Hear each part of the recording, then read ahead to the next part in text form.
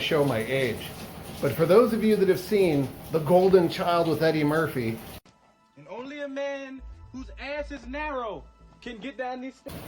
only a man whose ass is narrow can get down those steps or sit on that toilet.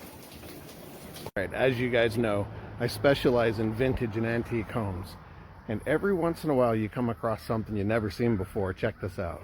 This is an old carriage barn. I'm in a 200-year-old place today, and I noticed this hole in the back of the barn.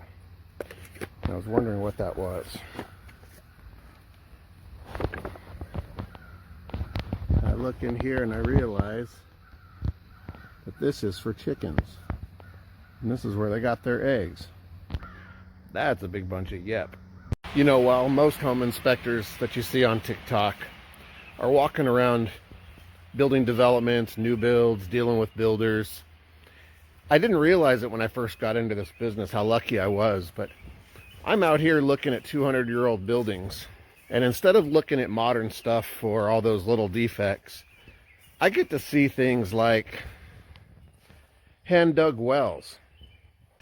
I've been doing this, home inspection here in upstate New York for the last 5 years, since COVID.